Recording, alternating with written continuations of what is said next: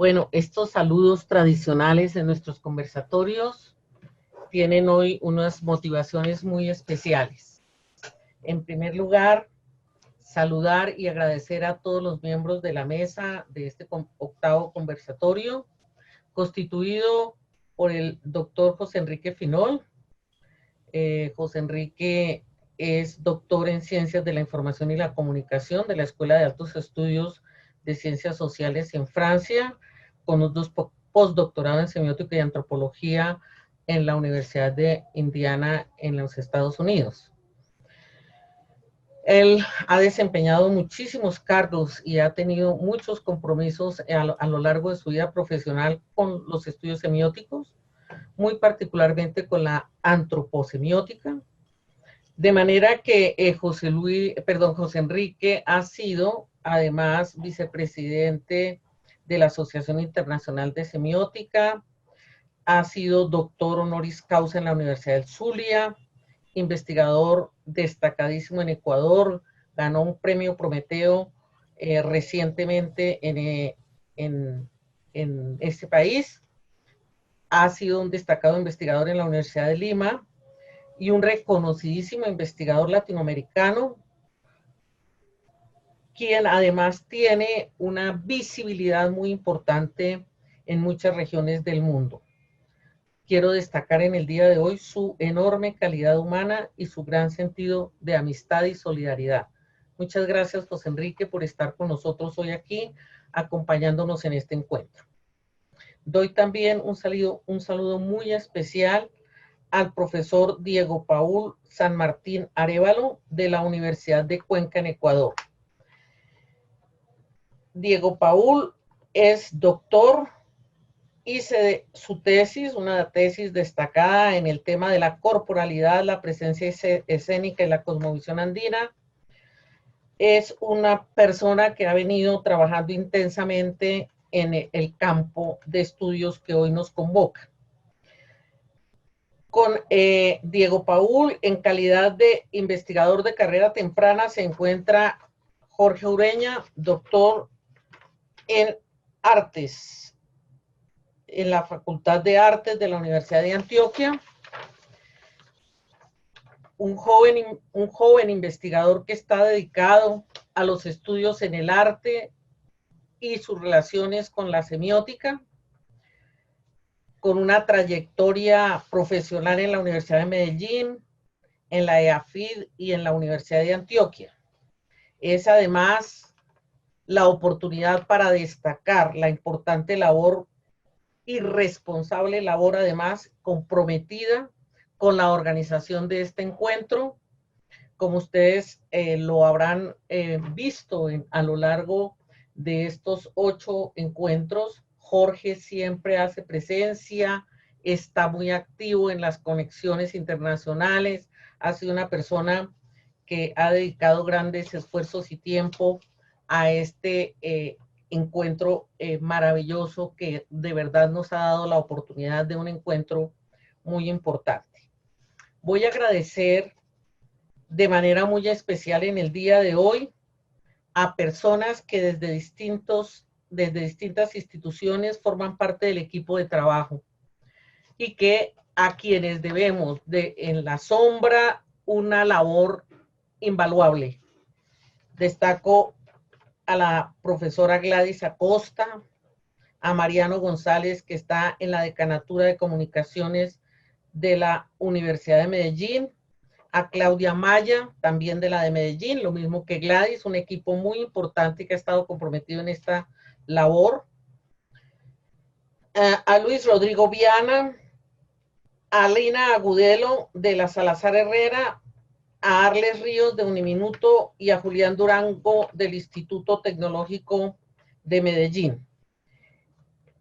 La labor fundamental del equipo de la Universidad de Antioquia y de la Facultad de Educación incluye no solamente a su señor decano, sino al profesor Ocampo, a Manuela, a Marcela, a Rubén y a Daniel, quienes han hecho enormes esfuerzos por mantener la labor técnica en el más alto nivel. No solamente técnica, especialmente a Manuela le reconocemos su gran calidad humana y su capacidad de establecer relaciones con todas las personas. En el día de hoy nos acompaña también Federico Gómez y Juan David. Juan David hace todo el trabajo de interpretación en el día de hoy. Mil gracias a todos, a la profesora María Nancy, que está acompañándonos hoy. Seguramente su participación será muy destacada y nos acompañará desde el arte en una reflexión sobre el tema que nos acompaña. Mil gracias y iniciamos esta gestión dándole la palabra a Jorge, quien es el coordinador académico de esta mesa. Tienes la palabra, Jorge. Profesora Neila, muchas gracias por esa bella presentación, muy cálida, en esos tiempos donde necesitamos afecto, ¿no? Ese afecto y esa relación con el otro que nos vincule, que nos llama a generar espacios de transformación. Y qué mejor presentación que la que tenemos hoy para hablar sobre un tema tan importante como es el cuerpo. ¿Cuáles son esas semióticas que nos acompañan alrededor de nuestro cuerpo?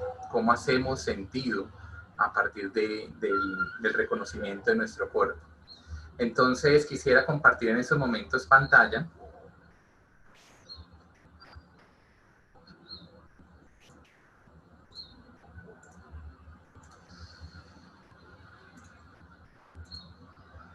Bueno, creo que ahí ya me ven. Bueno, el día de hoy, como les decía la profesora Neila, nos acompaña, en un momento, acá.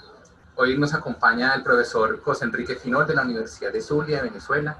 Él es una persona que ha venido trabajando diferentes escenarios de la significación del cuerpo. Con su autoría hay tiene un libro, una obra que me parece hermosa, La Corpósfera, que nos hace reflexionar precisamente sobre cuáles son esos universos en los que se mueve precisamente el cuerpo para los procesos de significación en los que vivimos. De igual manera nos acompaña hoy Paul San Martín, profesor de la Universidad Estatal de Cuenca, Ecuador. A Paul también quisimos invitarlo porque es una persona demasiado interesada, hay un interés permanente por la pregunta del sentido y la vulnerabilidad del cuerpo. Y pues esta persona que les acompaña hoy, mi persona, como dicen, bueno, Jorge Urueña, en calidad de moderador y de acompañar como esa conversación, porque realmente lo que vamos a hacer hoy es conversar. Hoy vamos a conversar alrededor de este tema. Entonces, para darle paso a la intervención de nuestros invitados, quisiera plantear 3 preguntas que hemos construido entre los 3 para abrir este espacio de conversación. La primera pregunta nos indaga por la identidad, la espacialización y la ritualización como fenómenos que son configurados a través del cuerpo. Entonces, para esa pregunta, el profesor José Enrique Finol más adelante nos estará haciendo su respectiva intervención y nos estará mostrando un poco, bueno, cuáles son esas relaciones entre identidad, espacialización y ritualización en el cuerpo. Seguido a eso, tendremos una pregunta sobre cómo se produce, discúlpenme, cómo el estado de vulnerabilidad produce condiciones de sentido para el cuerpo. Es básicamente entender que la vulnerabilidad hace parte de esa condición humana en la que está configurado el cuerpo y cómo esa vulnerabilidad es parte, digamos, de esa sensibilidad con la que se construye sentido a través del cuerpo. Y por último tenemos una pregunta y es cómo el cuerpo es un escenario de creación para la vida. ¿Sí? Ya una vez entendiendo esa forma en cómo se configura el sentido a través del cuerpo, a través de esos espacios de ritualización e identidad, bueno, ya pasaríamos a mirar escenarios de creación a través del cuerpo, donde nos acompañarán en una intervención la profesora María Nancy con un proyecto muy bonito sobre el taller de la palabra y la corporalidad de esto. Entonces, sin más preámbulos, démosle el paso a nuestro querido invitado, José Enrique, bienvenido, muchas gracias por estar con nosotros. Y bueno, voy a dejar de compartir pantalla para que puedas compartir tu pantalla.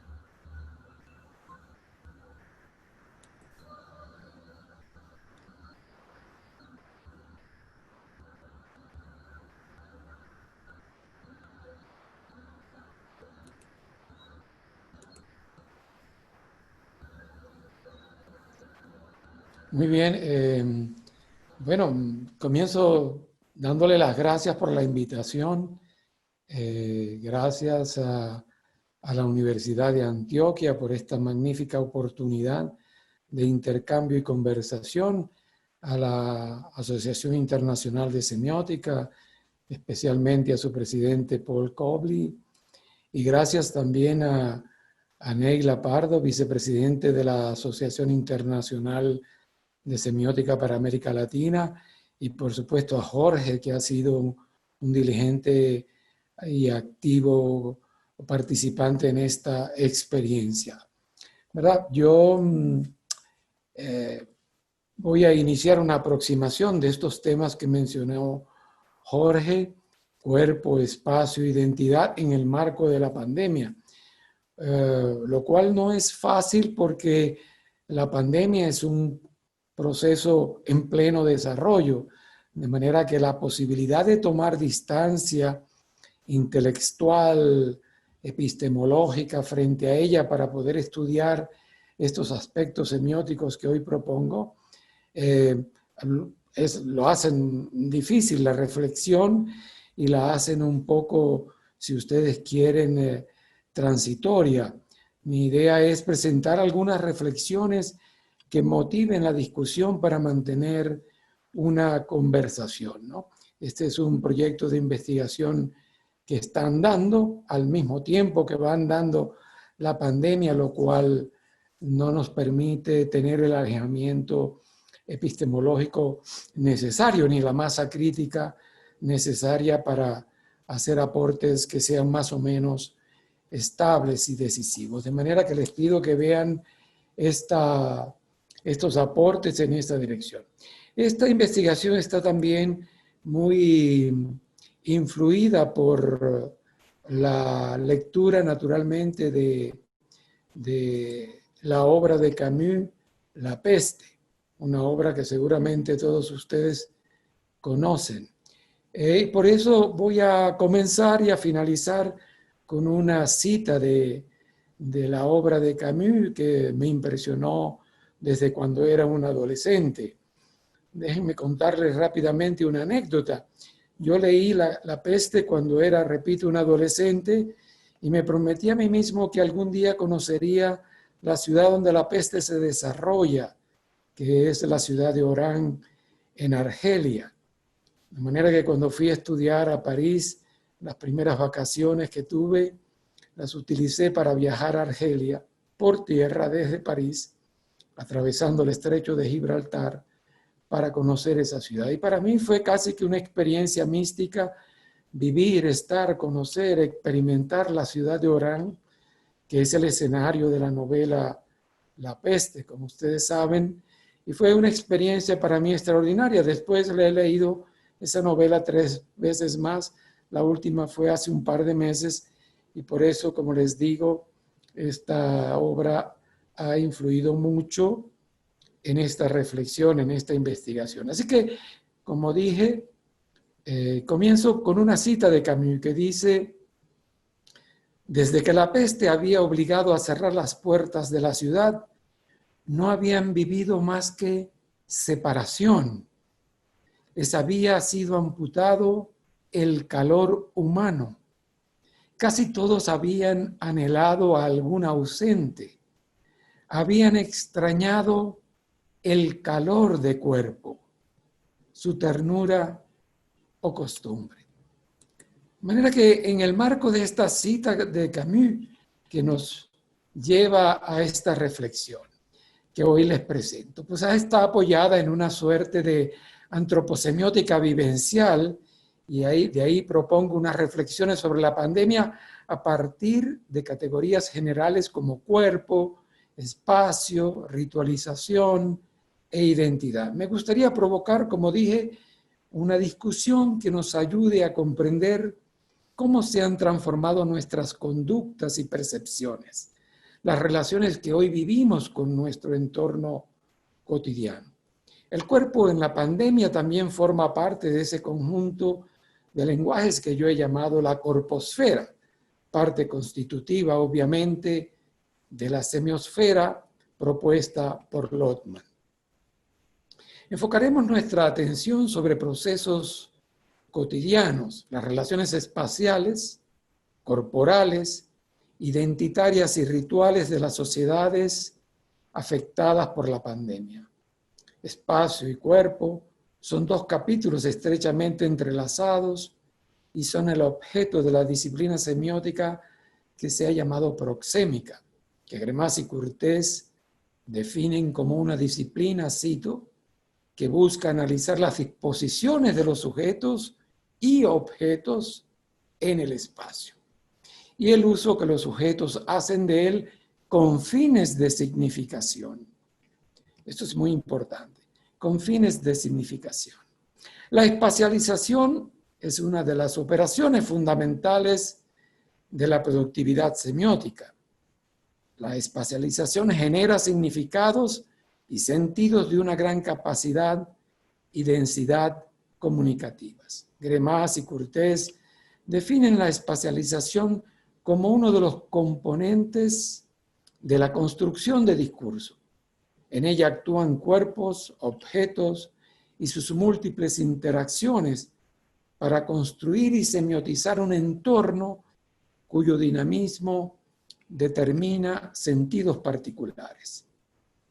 En el análisis de las transformaciones de la espacialización en el contexto de la pandemia, nos ha parecido útil introducir los conceptos de lugar y territorio que he tratado en otros trabajos. Para mí, el lugar es una porción de espacio que se caracteriza por la permanencia y habitabilidad de sus ocupantes, lo que conduce a que esté dotado de una densidad semiótica e identitaria fuertes, y en consecuencia es un generador de memoria densa. No voy a detenerme en todos esos conceptos que son más o menos conocidos y que me obligarían a extenderme mucho. Eso es el lugar. El territorio, por el contrario, es una porción de espacio más extensa, menos vinculada a habitantes y más a transeúntes. Su densidad semiótica y eficiencia identitaria es más difusa, pues no está necesariamente asociada a la permanencia de sus habitantes. Por eso, mientras en los lugares predominan los habitantes, en los territorios predominan los transeúntes. El hogar es el ejemplo típico, el hogar de lo que es un lugar, mientras la calle o un aeropuerto es un ejemplo de un territorio. Después de esta introducción conceptual muy breve, voy a referirme ya más concretamente a los fenómenos de espacialización en el marco de la pandemia. Entre los ejemplos de la transformación de los procesos de espacialización durante la pandemia están el teletrabajo, la teledocencia, la telecompra de alimentos y medicinas. El teletrabajo, por ejemplo, ha transformado la relación entre lugares y territorios. Ha producido que un espacio laboral tradicional como la oficina, que podría considerarse un territorio, pues no satisface el requisito de la habitabilidad, aunque sí el de la permanencia, se haya mudado al hogar, un espacio que según nuestra definición es un lugar, pues implica habitabilidad y permanencia. Este es uno de los cambios que los procesos de espacialización en el marco de la pandemia han producido y que va a traer aparejados otros cambios. Los procesos de espacialización que la pandemia ha regenerado se expresan de varias maneras que en general se desprenden de la llamada distancia social. Yo he puesto aquí un conjunto de tipos de espacio que podrían ser utilizados como una grilla para aplicarla a los procesos en la pandemia de espacialización. Así distingo entre espacio social y físico, privado y público, íntimo y extraño, cercano y remoto. Todas esas posibilidades espaciales y otras que no menciono actualizadas con mayor o menor frecuencia en vivencias sociocorporales concretas, están dinámicamente modalizadas por las operaciones de alejamiento y acercamiento. Estas operaciones proyectadas sobre estos espacios podrían ser interesantes de analizar en un trabajo más detenido, ¿no? Yo diría, al relacionar espacio privado y espacio público, lo relaciono con lugares y territorios, espacio íntimo y extraño con la distancia social, y cercano y remoto con cercanía y lejanía. Se trata simplemente de una propuesta para explotar, desarrollar, y eso es lo que estoy tratando de hacer en el proyecto de investigación, del cual espero que salga pronto una publicación mucho más detallada que esta, ¿no? Yo creo que las nuevas operaciones que se han dado en el marco de la pandemia de alejarnos y acercarnos han creado un lenguaje espacial propio, cuyos nuevos códigos fue necesario aprender. Un ejemplo, que un vecino no se nos acerque al hablarnos no es ya una expresión de descortesía ni de rechazo o enemistad, sino una expresión de precaución y cautela. Pero no solo la pandemia ha creado un lenguaje espacial nuevo que valdría la pena estudiar con detalle, sino también ha creado un lenguaje verbal nuevo, con centenares de nuevas palabras, como bien ha señalado Massimo Leone en una conferencia que dio recientemente en Abu Dhabi. Él decía que nuevas palabras y expresiones se han acuñado en respuesta a la pandemia. A menudo esas expresiones tienen un tono irónico y humorístico. De manera que tenemos no solo un lenguaje espacial, como yo señalo, sino también un lenguaje verbal extremadamente poderosos en el marco de la pandemia. La pandemia ha afectado activamente los vínculos entre espacio y cuerpo. Hablo ahora de cuerpo, ya no tanto de espacialización. La pandemia, repito, ha afectado activamente vínculos entre espacio y cuerpo, creando nuevas relaciones que a veces incluso son conflictivas y que se derivan de una reestructuración de ese nuevo lenguaje espacial. Hemos abandonado nuestros territorios, la calle, el aeropuerto, el centro comercial, para confinarnos en nuestros lugares, el hogar específicamente. Podríamos decir que durante la pandemia han cobrado fuerza social y simbólica algunas de las viejas distinciones corporales. Menciono algunas. Podríamos hablar de cuerpos sanos, de cuerpos enfermos que han sido víctimas del virus, de cuerpos en riesgo que están sujetos al azar, de cuerpos sospechosos. Cuando vemos a una persona toser, una tos seca, nos sorprende y nos genera sospechas sobre si esa persona es ya un cuerpo enfermo, está contagiado. También hay cuerpos temerosos, que son esas personas sanas que cuando van por la acera y ven venir a alguien, se cambian de acera o se alejan 2, 3, 4 metros por temor al contagio. Entonces, yo creo que también podríamos vincular esos cuerpos enfermos, yo digo los pacientes, los podemos relacionar con conceptos espaciales, el cuerpo de los enfermos, de los pacientes con el aislamiento, los cuerpos en riesgos como el personal sanitario con la protección, los cuerpos sospechosos, los sintomáticos, los que tosen con la separación, y los cuerpos temerosos con la distancia y el alejamiento por el temor al contagio. Yo creo que esta grilla es también una grilla para proyectarla sobre lo que está ocurriendo y obtener más información. La pandemia, pues, nos ha obligado también a redefinir nuestros espacios, nuestros lugares y territorios, pero también los tránsitos entre unos y otros, entre las zonas grises intermedias, en medio de los cuales ellos se definen. Como nos dice Camus, la peste o la pandemia nos ha llevado a alejarnos del calor del cuerpo, del contacto, del abrazo y del gesto. nos ha redireccionalizado las miradas, ha anulado o modificado los ritos cotidianos, como las visitas y los cortejos amorosos, el compartir, el intercambio entre vecinos.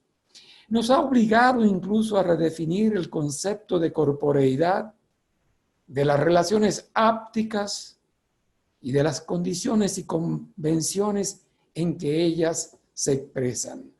En una feliz expresión de Armando Silva, hemos pasado de la mixofilia, que era el principal atractivo de la vida humana, a la mixofobia, al miedo al otro.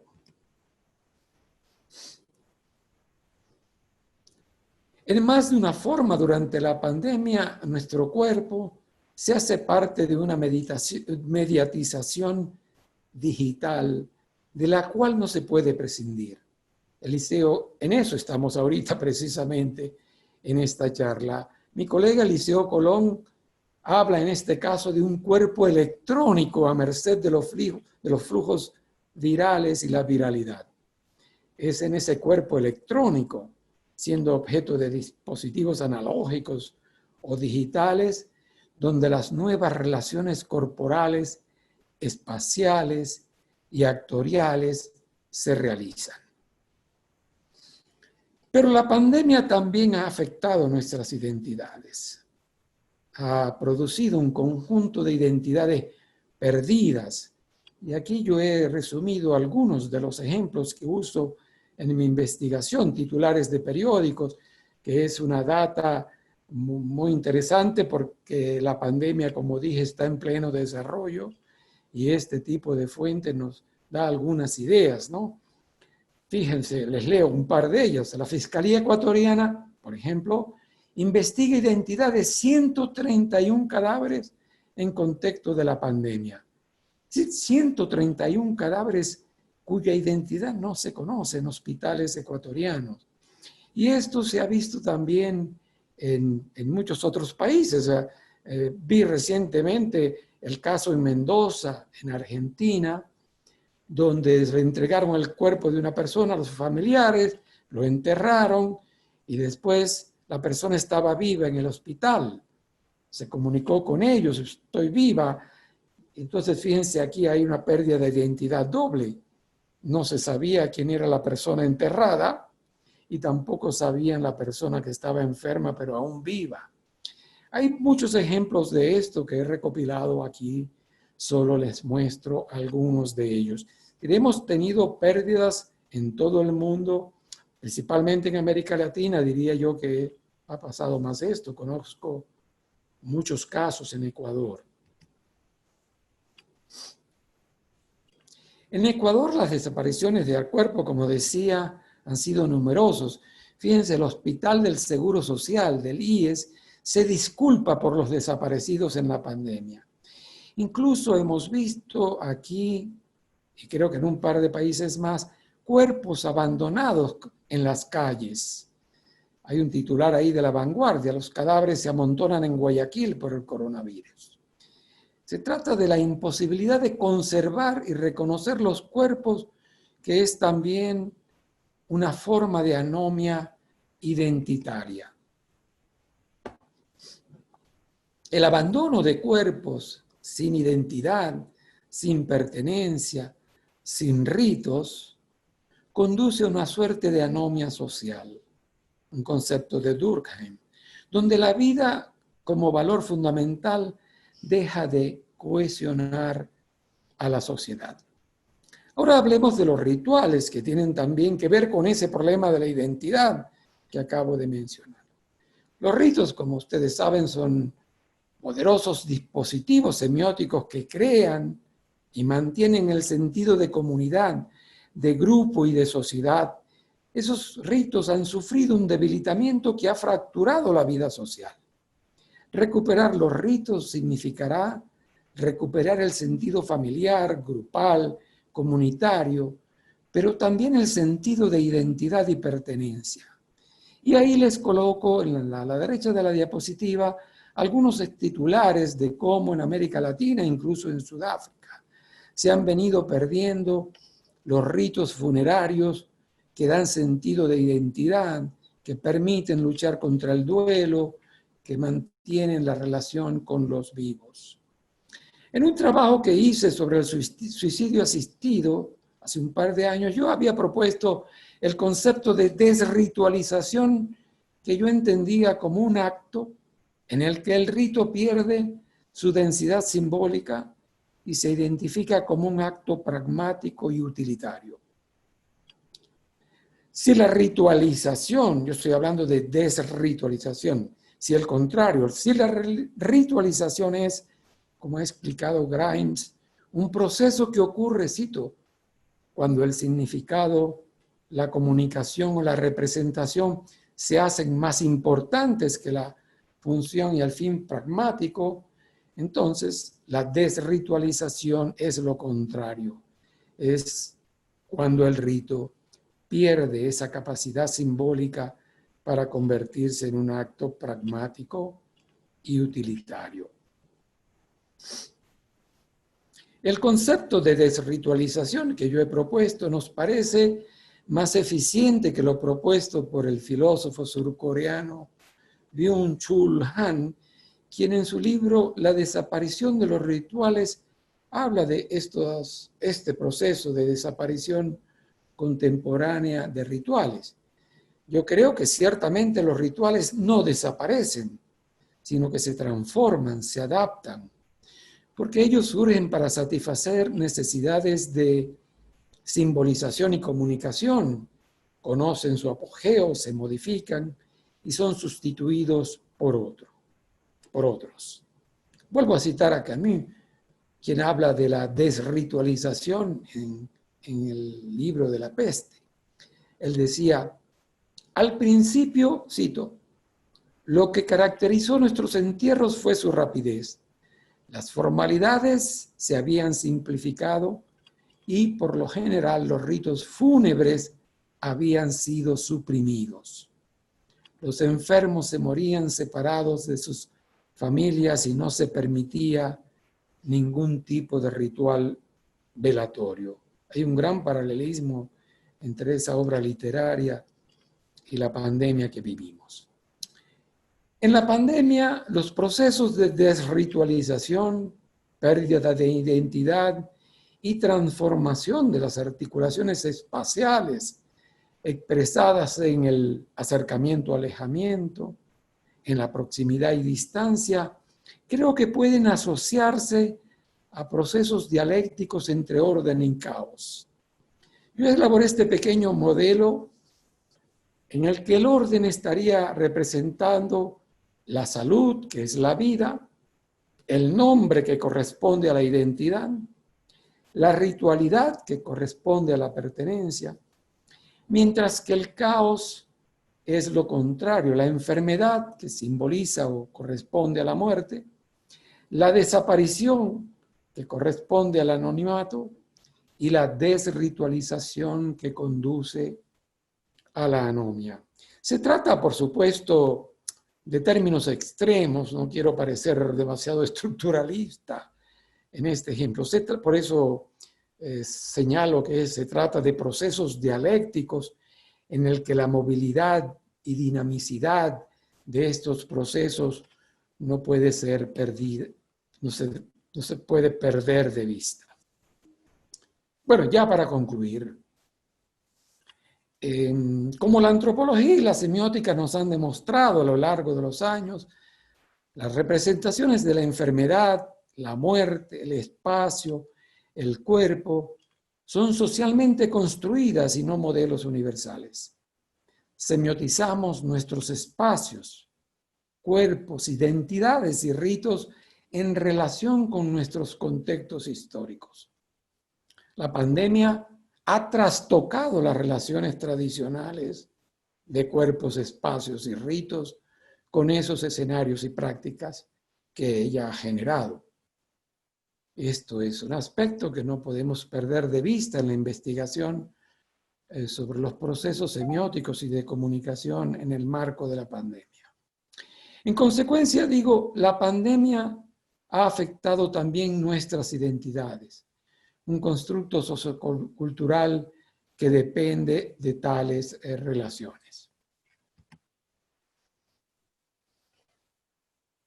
Una de las enseñanzas más fuertes de la pandemia es que la vida es frágil y transitoria, vulnerable y limitada, y que, como nos dice Camus, ella no desaparece definitivamente, sino reposa en los rincones menos esperados. Así que, como les dije, comencé con Camus y termino con Camus.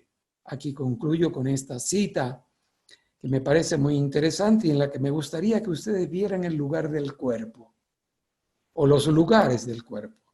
Cito: aquella multitud dichosa ignoraba aquello que estaba en los libros, que el microbio de la peste no muere ni desaparece nunca, que puede permanecer dormido o apaciguado por años o siglos en los muebles, en la ropa, escenarios del cuerpo, y que espera con paciencia en los rincones de las ciudades hasta el día en que otra peste despierte su aluvión de ratas y las envía a morir en una ciudad hasta entonces feliz. Muchas gracias. Profesor José Enrique, muchísimas gracias por esa bella reflexión. Creo que esa reflexión nos da paso para un espacio que tanto Paul como José Enrique y yo hemos querido ofrecer el día de hoy, y es un minuto de silencio por esos cuerpos vulnerados, esos cuerpos maltratados, esos cuerpos desritualizados, como dice el profesor José Enrique, y que muchos han caído en esa anomia, ¿no? Y en esa, digámoslo, en esa pérdida de identidad. Por ellos hagamos este minuto de silencio, porque son múltiples las crisis que estamos viviendo, crisis humanitarias, la crisis de salud, crisis de orden personal también que atraviesan esos cuerpos personales individuales, vulnerados, como más adelante Paul nos va a hablar. Pero hagamos este minuto de silencio.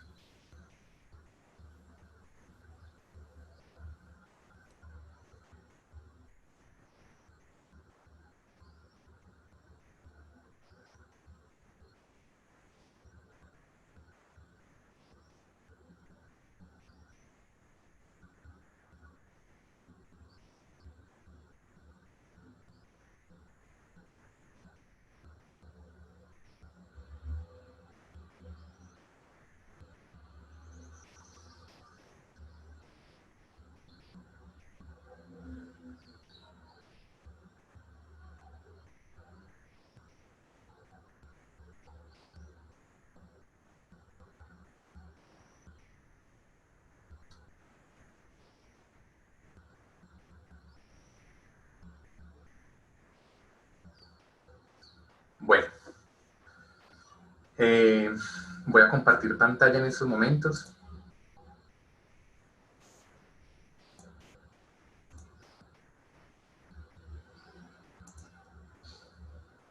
También nos acompaña el día de hoy el profesor Paul San Martín de la Universidad Estatal de Ecuador, de Estatal de Cuenca, de Ecuador. Actualmente él viene desarrollando diferentes proyectos de investigación alrededor de las artes y su vínculo con el cuerpo. Hoy nos viene a compartir una pregunta que es muy importante para nosotros, y es cómo el estado de vulnerabilidad produce condiciones de sentido para el cuerpo, cómo esa vulnerabilidad afecta nuestras formas de sentir y nos da paso a otro tipo de universos, otro tipo de procesos de significación que hagan sobre nuestra forma de conectarnos con el entorno, de reconocer ese entorno como parte de nosotros y de sí mismos. Entonces, profesor Paul, bienvenido.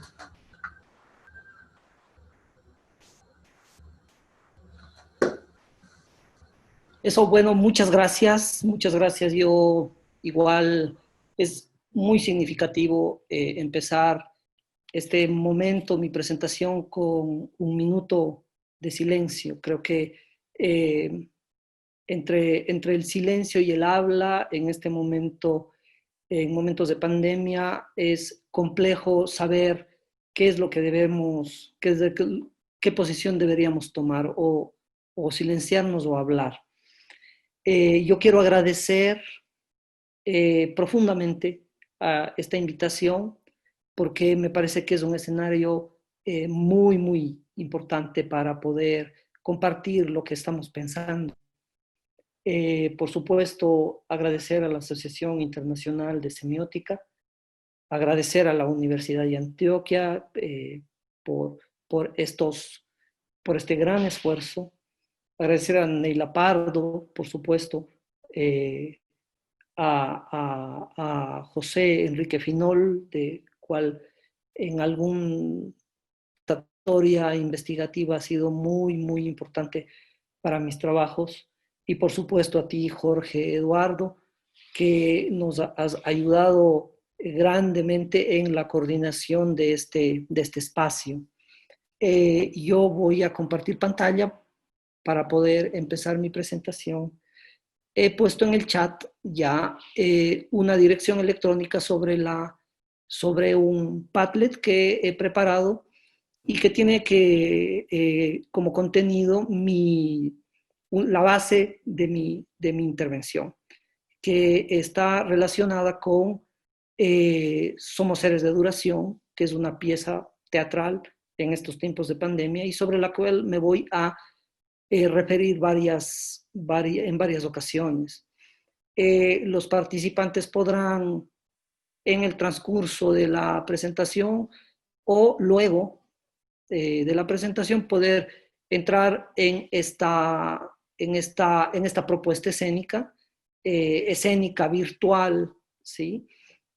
Y sin embargo la pongo para que las personas estén relacionadas con el asunto. Comparto pantalla para poder iniciar.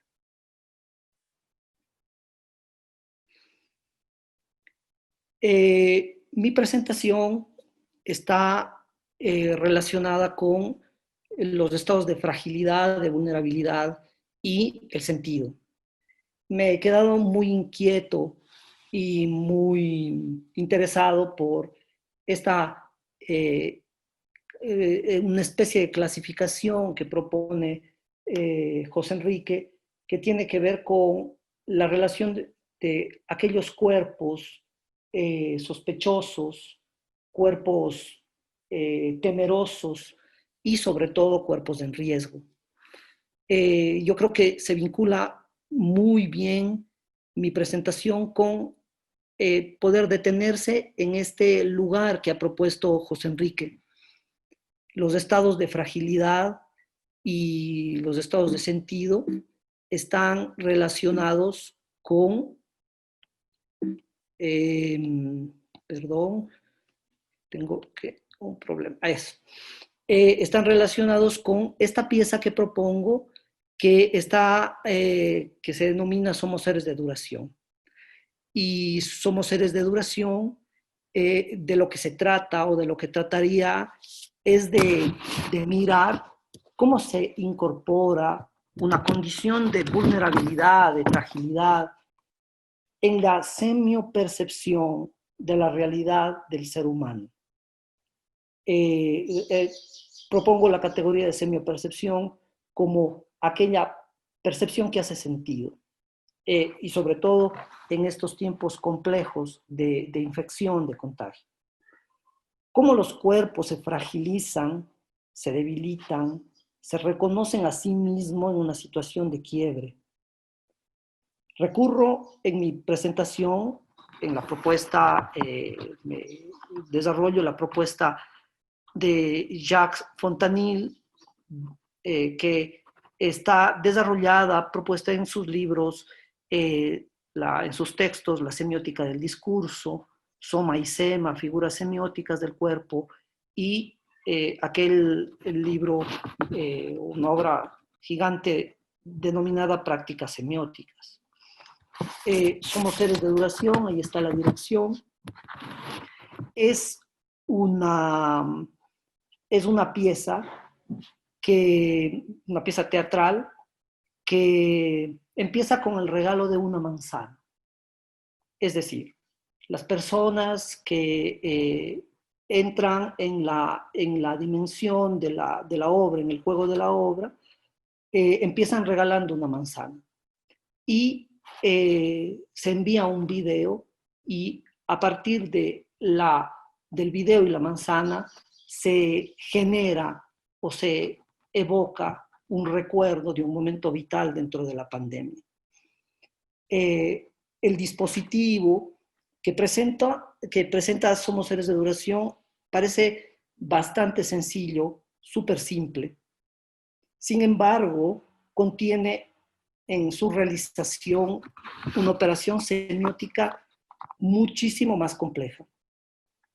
Esta operación tiene que ver con el hecho de resolver cómo leemos el momento presente, cómo leemos la actualidad viviente en cada ser humano.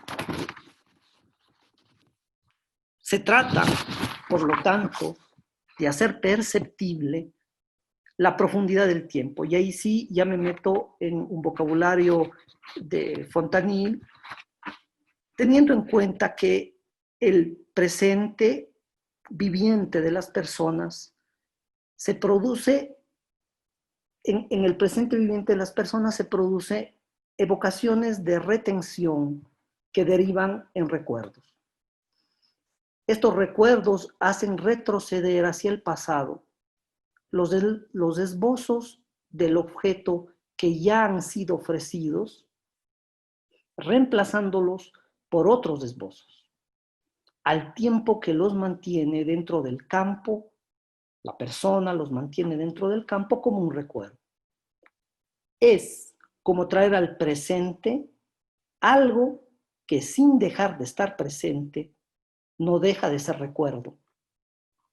Esta operación hace trasladar al presente lo que todavía no estaba en él.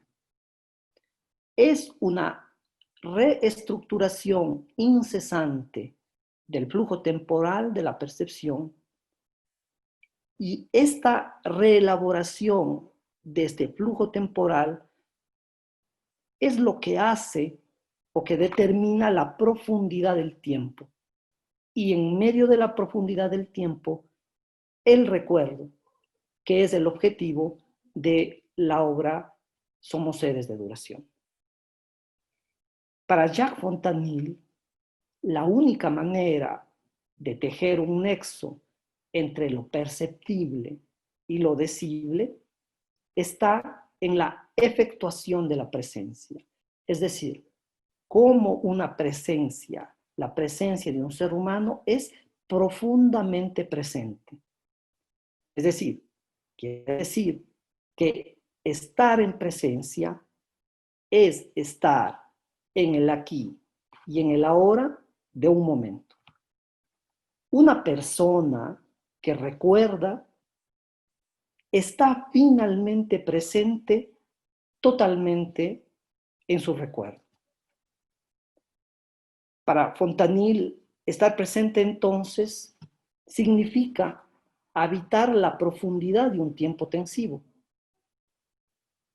En el instante mismo de la vivencia del recuerdo estarían presentes dos elementos: la protensión, la dimensión protensiva, y la dimensión retensiva de la evocación.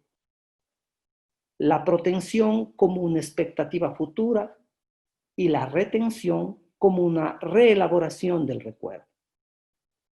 Lo interesante es que ambas posibilidades se encuentran, las dos, el recuerdo y el traer el recuerdo al presente, se encuentran en el presente viviente.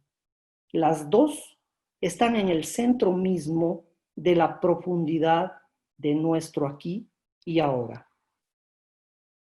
Estas condiciones de construcción del presente no solo hacen que nos relacionemos con nosotros mismos de una manera verídica, hace que nos relacionemos con el otro, con el afuera.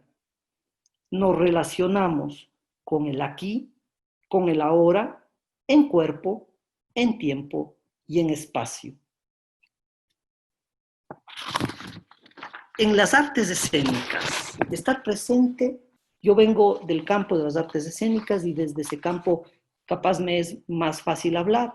En las artes escénicas, estar presente significa ser orgánico, es decir, estar aquí y ahora plenamente. Cuando un cuerpo es orgánico, dice Eugenio Barba, es capaz de transformar el espacio. El cuerpo se vuelve texto para el espectador. Puede ser leído. El actor, la actriz, el bailarín, la bailarina, consigue poner en los ojos del espectador un efecto áptico, como decía ya José Enrique. Lo que quiere decir que el espectador puede ser tocado por la presencia del actor bailarín.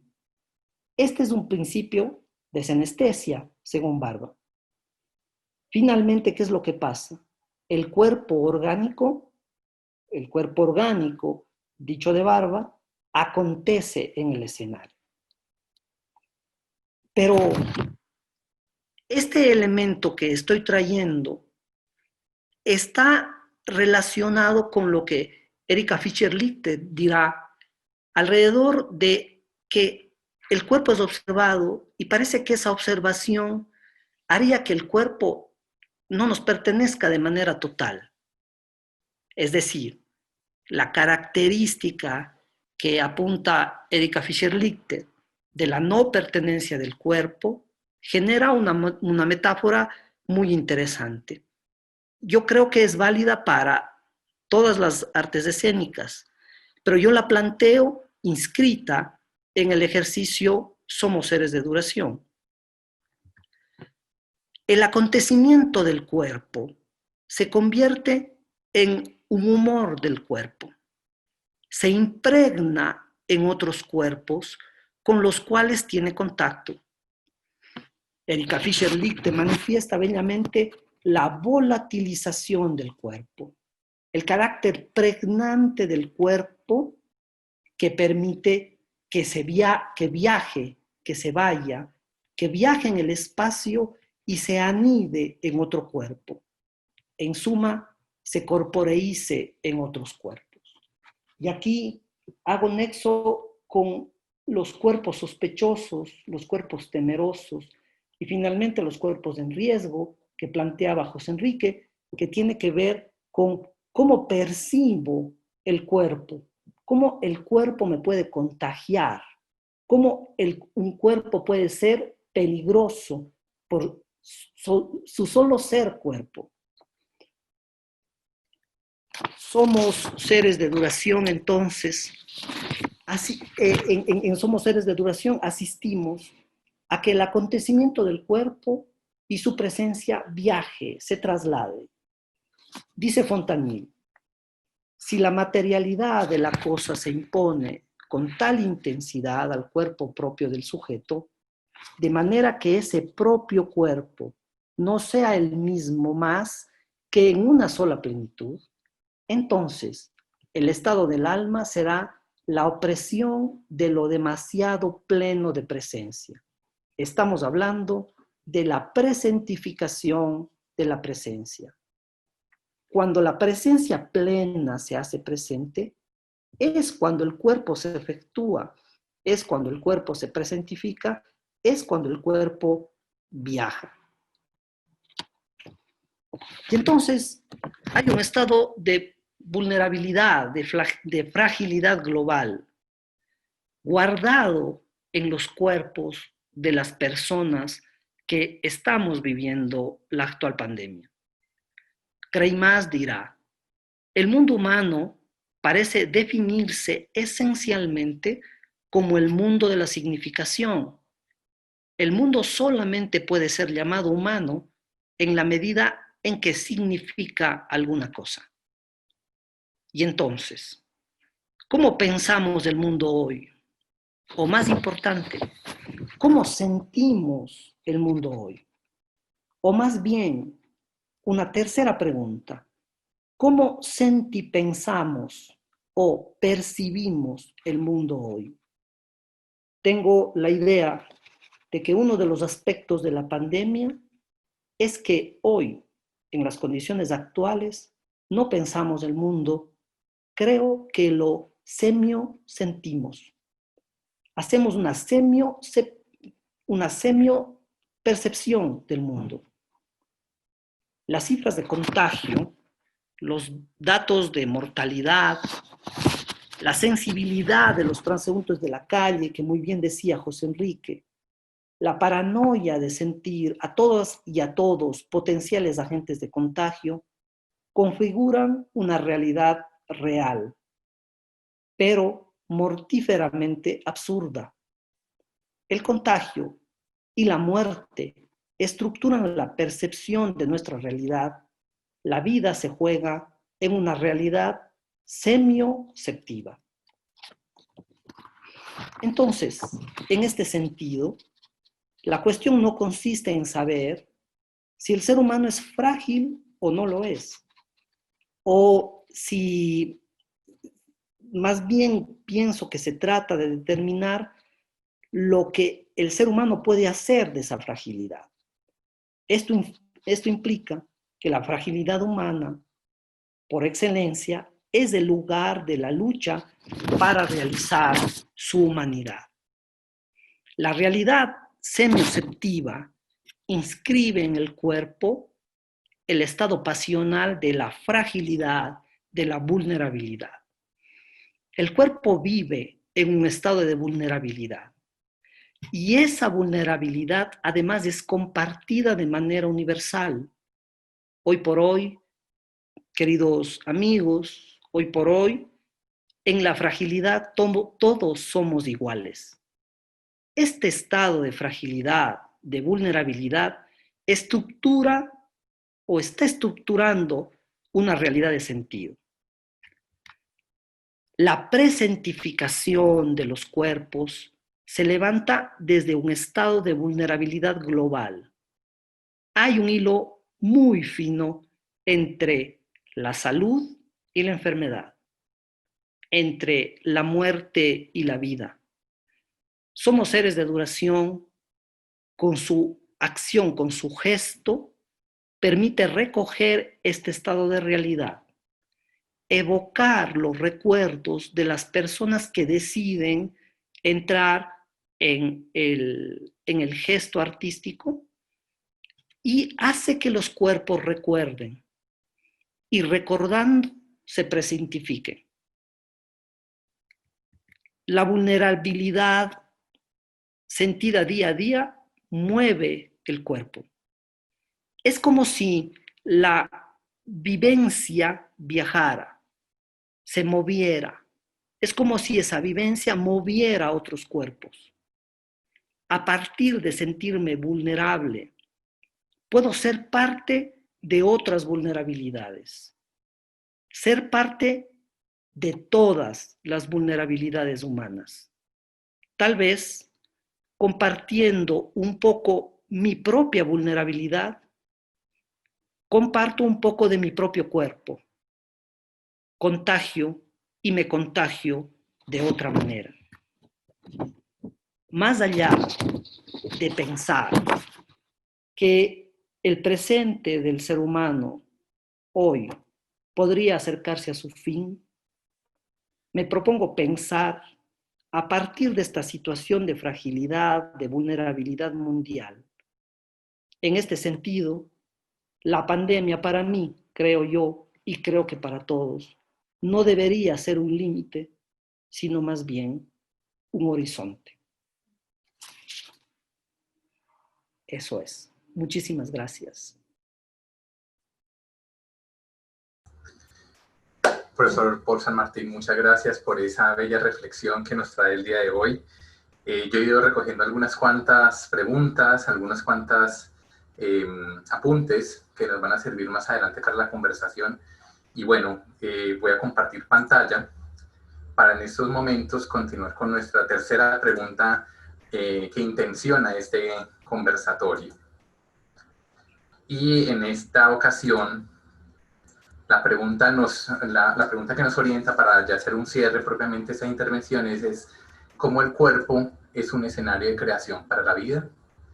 En este espacio se vuelve importante e interesante reconocer también las experiencias que hacemos nosotros, no solamente como maestros, sino también como cuerpos vivos que están en ese camino para construir, para hacer, para mostrar las formas de sentir de otra manera.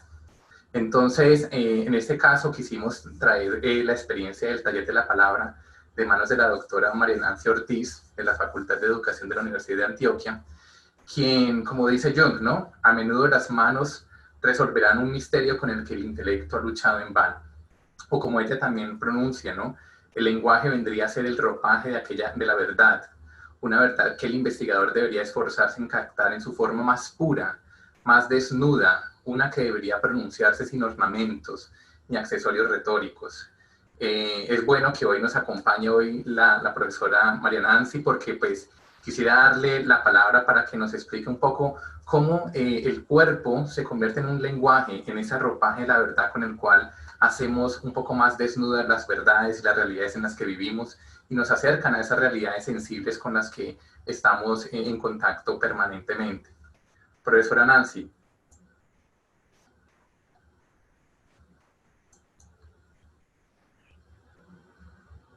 Buenas tardes, buenos días. Buenos días, sí. Ha sido largo el día. Bueno, no, la idea es compartir pues de una manera como muy cercana también la experiencia del taller, pues en relación también como con algunos elementos que ya fueron mencionados por los ponentes. Y pues quisiera compartirles pantalla, solo para mostrarles algo ¿Puedo, cierto? Claro, sí, profesora, claro que sí.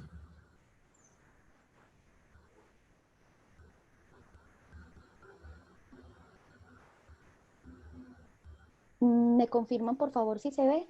Sí, si lo puedes ampliar, mucho mejor, por favor. Gracias. Bueno, esta es una iniciativa que surge en el año 2016 con la idea, pues, de alguna manera, pues, de generar un centro de lectura, escritura y oralidad, pero que fue tomando, pues, también como su propio rumbo, precisamente porque, pues, algunos acontecimientos en relación con la producción del grupo de investigación Somos Palabra, grupo del que hago parte, pues hicieron que no fuese simple y llanamente un espacio de acompañamiento, sino que empezáramos también a pensar en un proyecto pedagógico que involucraba de manera decidida la metáfora del taller. O sea, nos tomamos en serio la metáfora del taller, que es un espacio en el que se aprende haciendo, ¿cierto? En el que hay una relación íntima entre el artesano y su artesanía, y esa relación íntima está mediada precisamente por su cuerpo. De alguna manera, la artesanía tiene la impronta del cuerpo de ese artesano, y pues al tomarnos en serio esa metáfora del artesano, el taller y la artesanía, pues esto empezó a cambiar. Ahorita, pues con un poco pues también como volviendo a la cita, que es una cita que para nosotros es muy importante, porque entendemos que la relación con la palabra no es siempre una relación consciente, que hay una relación también, como lo decía uno de los profesores anteriormente, con el afuera, con la otredad, y en ese sentido entonces la palabra no es siempre una palabra consciente o que pueda tener que ver siempre como con la voluntad del artesano, sino que involucra también su dimensión con el afuera, que es un concepto pues filosófico que trabajamos bastante, que pues viene de Maurice Blanchot. Y pues en ese sentido, el trabajo con las manos, el trabajo con el cuerpo, no se opone al trabajo con la palabra, sino que todo lo contrario, lo tensiona y hace pues que de alguna manera la creación aflore. Ahorita pues hemos resignificado bastante en este tiempo de pandemia esta idea de que en la Edad Media, hemos trabajado bastante a Richard Sennett, en la Edad Media pues el taller era el hogar del artesano. Él comía, dormía y educaba a sus hijos, ¿cierto? También incluso los iniciaba en el oficio allí mismo, en ese lugar de trabajo, era un lugar de vida, ¿cierto? Un lugar en el que la vida y el trabajo se entremezclan, y pues un espacio en el que la técnica se hace aliada a la creación, ¿cierto? Se aprende, pero se aprende una técnica, pero en función también de hacer como algo nuevo. Esto es bien importante para nosotros porque pues la figura del maestro, en gran medida la figura del maestro del lenguaje, pues ha estado mediada como por una imagen de alguien sentado, quieto, frente a un texto, contestando preguntas, cuestionarios. Y pues nosotros hemos encontrado en el programa pues en el que nace esta iniciativa, que es la licenciatura en literatura y lengua castellana, pues que hay una relación muy importante del maestro de lenguaje, de literatura con su propio cuerpo, y que ha habido como una suerte de contención, porque estamos en una academia muy logocéntrica, ¿cierto? Y pues esa cuesta aceptar la figura de un maestro como un sujeto de deseo, con un cuerpo situado, ¿cierto? Porque de alguna manera pues estamos en una idea dualista del ser humano, en donde pues te separan entre cuerpo, espíritu, cuerpo y mente, y pues desde esa mirada dualista, la academia estaría del otro lado del cuerpo, ¿cierto? No tendría que ver con el cuerpo. Y pues nosotros tomamos distancia de este postulado en tanto concebimos al ser humano, pues no como una moneda que tenga dos caras, ¿cierto? O como una dimensión hueca que requiera ser completada por otra sustancia. Entonces, se está oyendo, ¿cierto? Sí, sí, sí, sí. Ya voy a. Entonces, en ese sentido, denme un segundito, yo cierro acá.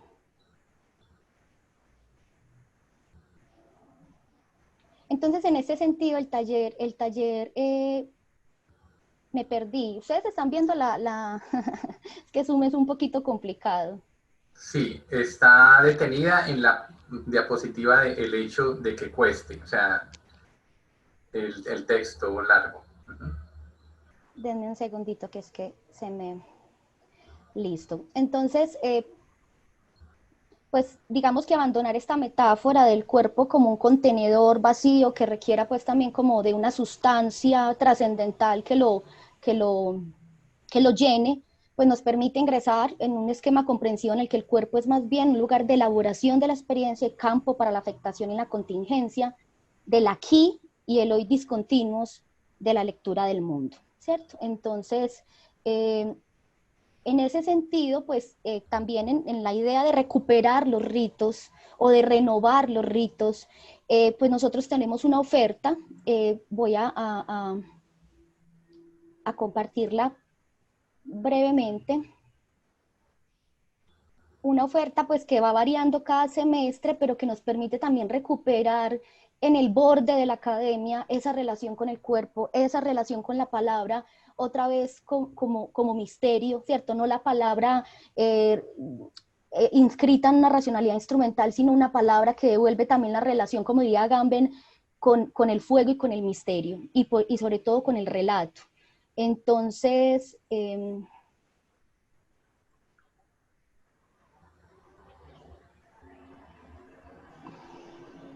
Profe, porque si desea también la podemos mandar ahorita por el chat. listo. Sí, Para entonces que exacto, se las voy a compartir entonces por el chat porque pues estoy como un poquito enredada, pero básicamente es eso, no es que eso me parece un poquito complicado, pero básicamente es eso, o sea, es una posibilidad también en el borde, como le decía, de la academia, permitir de alguna manera fugas, grietas, en donde aflore incluso también el silencio, es algo que hemos estado pensando bastante últimamente, la relación entre palabra y silencio, la relación entre palabra y soledad, también la relación entre palabra y lo comunitario, rescatar pues también como esa imagen del taller como un espacio en el que se comparte con otros y se hace con otros, y en el que también se calla, en el que también hay momentos para silenciarnos, y mientras vamos trabajando en silencio, también de alguna manera vamos generando lazos. Entonces esa es pues como la propuesta, ya enseguida les comparto la programación por el chat. Doctora María Nancy, muchas gracias por esta linda y bella invitación. Y bueno, para darle continuidad a nuestro espacio de conversación, quisiera intencionar por lo menos dos preguntas que me parecen importantes, que recogen, las vamos a hacer a manera de recoger cada una de las intervenciones de los invitados. En el caso, por ejemplo, del profesor José Enrique Finol, hay una pregunta muy interesante que queda en el tintero, y es, ¿acaso la desritualización deja al cuerpo para habitar otros lugares? ¿Será posible que un cuerpo desritualizado le permite habitar ese mismo cuerpo otros lugares? Es una pregunta que queda como en el marco de las posibilidades, dado entendiendo pues, la desritualización como esa forma de salirse de una lógica del cuerpo y perder una cierta identidad, pero esa pérdida no sería en sí misma otro lugar, otro espacio. Y por ejemplo, para el caso de Paul también hay una pregunta que queda en el tintero, y es cómo el gesto recoge cada recuerdo, cada forma de sentir cuando hay un cambio en la semiopercepción, ¿no? Paul nos hablaba de que la semiopercepción es como aquella forma en cómo se configura el sentido en un primer momento. Y esa semiopercepción es con la que vivimos permanentemente. Entonces, cómo el gesto recoge cada recuerdo y cada forma de sentir cuando hay un cambio en esa semiopercepción. Son dos preguntas que dejamos aquí, digámoslo, en el tablero. También queremos abrir la participación para nuestros invitados del día de hoy, que nos están acompañando hasta este momento. Por favor, déjenos sus preguntas por el chat. Si de pronto alguien quisiese hacer una corta intervención, nos lo dejan saber para saber, pues, organizarlo logísticamente. No sé si comenzamos de pronto con el profesor José Enrique, por favor. Sí, esta pregunta sobre el cuerpo desritualizado no podría ser otro lugar. Confieso que realmente no he explorado el análisis del cuerpo como lugar o como territorio o como punto o como sitio, que son otras categorías que estoy tratando de desarrollar para, digamos, ubicarlas entre esos dos extremos que he planteado de lugar y territorio. He visto más al cuerpo como participando en ese espacio, en las relaciones, en los espacios, en los procesos de espacialización. Sin embargo, aventuro una hipótesis para no dejar sin, digamos, una respuesta, aunque sea provisional, a la pregunta, ¿no? Creo que, si bien es cierto que podríamos examinar el cuerpo utilizando categorías del espacio, lugar, punto, sitio, territorio, etcétera, creo que en mi particular visión del problema preferiría hablar del cuerpo, digamos, en otra mirada, como la que he hecho en el libro que Jorge tuvo la gentileza de mencionar, el libro que se llama La corposfera, antropocemióticas del cuerpo. En ese libro yo trato de examinar el cuerpo dentro de sus capas, sus límites, y distingo entre el concepto de límite y frontera. Y hablo específicamente de la piel, por ejemplo, de la interioridad y exterioridad del cuerpo, y de la piel como una frontera entre interioridad y exterioridad. En mi conferencia en el Congreso Mundial de Semiótica en Buenos Aires el año pasado, traté de avanzar en esa problemática para tratar de utilizar el concepto que el Congreso proponía de trayectorias. Entonces, bueno, digamos, esta es la visión que me parece que puede ser interesante, porque una vez que pasamos la frontera de la piel, en el caso del cuerpo, que entramos a otros elementos marcatorios como la ropa, por ejemplo, la vestimenta, y por ahí entramos al problema de la moda, que también ha estudiado tan bien, ha estudiado mi colega José María Pazgago. Entonces, el cuerpo no es solo de la piel hacia adentro, sino de la piel hacia los exteriores, ¿no? Se me dirá, pero también estás utilizando para el cuerpo categorías espaciales. Es cierto, límite y frontera los adapto para explicar esta noción, pero confieso que no he explorado utilizar categorías espaciales como lugar, territorio, punto, sitio, etcétera, en el caso del cuerpo. Pero agradezco la pregunta porque me abre una reflexión nueva en la que me gustaría, pues, tratar de encontrar otra respuesta. Si me permite, Jorge, veo aquí que en la sección de preguntas y respuestas hay una pregunta que no querría dejar de responder. Te pido permiso. Hay una chica que se llama Michelle, en la sección de preguntas y respuestas la estoy viendo, y me dice, ¿y cómo son las relaciones del concepto de desritualización con las relaciones, con las velaciones, los velorios virtuales? Este es un campo interesantísimo. Mi mi colega Alexander Mosquera en Maracaibo ha trabajado sobre los velorios virtuales que se han desarrollado extensamente hoy día, antes de la pandemia, y que durante la pandemia deben estar magnificándose en sus dimensiones de realización.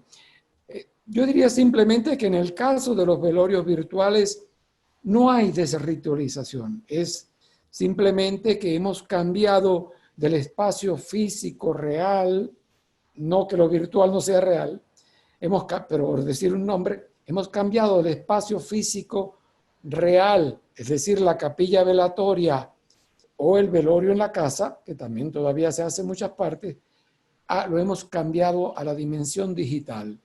Y en esa dimensión digital se conservan algunos rituales, aun cuando otros han cambiado. En un velorio virtual no puedes darle un abrazo a alguien, pero puedes enviar un emoticón, un sticker con abrazos. Entonces, ese es un campo de estudio bien interesantísimo porque se va a expandir. ¿Cómo pasar? Yo he investigado, he trabajado mucho con las semióticas, las antroposemióticas de la muerte, la visita al cementerio, los velorios, etcétera. Tengo varios trabajos sobre eso, el suicidio asistido. Y, digamos, esta pregunta me abre también una invitación a ver los velorios virtuales que son de un extremo interés. Hoy hay cementerios donde uno va a visitar el cementerio y en la lápida hay un video que te cuenta la vida de la persona fallecida que está enterrada allí. Este tipo de avances cambian, modifican cierta sustancia de expresión de los rituales, pero siguen existiendo rituales. Perfecto, muchas gracias, profesor José Enrique. Bueno, querido Paul, ¿cómo ves esa pregunta, no? ¿Cómo el gesto recoge cada recuerdo, cada forma de sentir cuando hay un cambio en esa semiopercepción? Sobre todo a propósito de esa instalación que nos compartes, que incluso lo han pedido por el chat, ya la hemos compartido, sobre Somos Seres de Duración. Bueno, ¿hasta qué punto, digámoslo, esa semiopercepción no cambia nuestra forma de sentir el gesto en sí? Yo creo que en la base de la respuesta está el concebir el cuerpo en esta expansión de límites que José Enrique también hablaba, que tiene que ver con que el cuerpo no tiene o no debería, y tal vez la pandemia nos está poniendo en esta nueva comprensión corporal, que tiene que ver con el cuerpo también está fuera de los límites del cuerpo, o sea, de lo que consideramos cuerpo somático. Porque el cuerpo viaja, el cuerpo contagia, y ahora más que nunca estamos abocados a este contagio. Entonces, creo que el gesto es, el gesto del recuerdo es ese viaje del cuerpo hacia el pasado que se hace presente. Entonces, pensar en un cuerpo que viaja en su pensamiento y se retrotrae al presente, es pensar que el cuerpo está aconteciendo en ese gesto. El cuerpo acontece en el recordar, ¿sí? Y lo interesante de la propuesta de Fontanil me parece que es que ese acontecimiento no es solo corporal, es corporal en el espacio y es corporal en el tiempo. Es decir, está sucediendo, sucede de manera esférica, porque nuestra cultura occidental está educada linealmente. Y esta educación lineal aparece como que el recuerdo está atrás y el futuro está delante. Y no estamos mirando que el acontecimiento corporal es esférico. No está ni atrás ni adelante, es global, ¿sí? Entonces, a mí me parece que el cambio semioperceptivo está relacionado con ese acontecimiento de todo en el momento, el acontecimiento total, espacial, temporal y corporal en el momento. Hay una pregunta en el chat que habla del cuerpo digital en las propuestas teatrales, que se ha dado muchísimo. Y yo creo que tiene relación con lo que acabo de decir. Para el arte escénico, hoy por hoy, la idea de organicidad de un actor deberá cambiar. Porque normalmente el teatro, uno de los elementos fundamentales que tiene dentro de su naturaleza es el convivio. Lo que dice Jorge Dubati alrededor de el estar presente con el espectador y con el actor, y en ese momento hay una emergencia de algo que se le ha llamado organicidad, efecto orgánico, de varias maneras. Hoy solo hablo de la propuesta de Somos Seres de Duración, que es una propuesta de muchas propuestas a nivel mundial.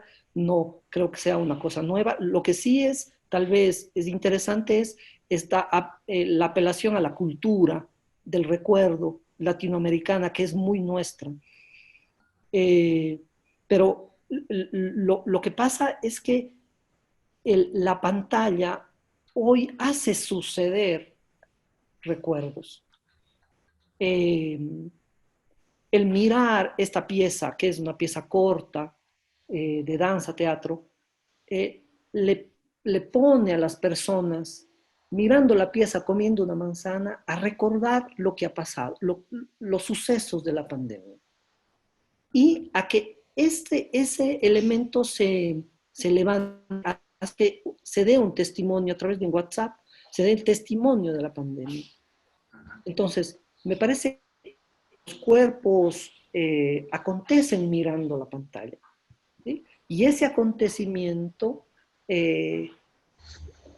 ya no sé si llamarlo cuerpo digital, la verdad, pero más allá del cuerpo digital es lo que pasa entre la pantalla, la relación que yo tengo con la pieza, el recuerdo que tengo y lo que levanta en mí ese momento.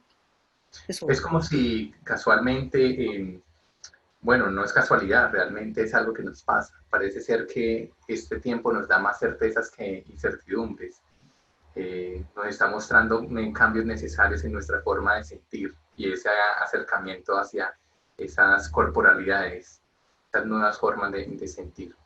Bueno, continuando como con las preguntas, aquí en el chat nos pregunta Robin Jiménez, voy a ir de atrás hacia adelante, pues respetando el orden de las intervenciones, y dice Robin Jiménez, desde lo que plantea Michel Foucault, nos enfrentamos a una nueva forma de vigilar y castigar el cuerpo y sus ritualidades. ¿Ustedes qué nos dicen?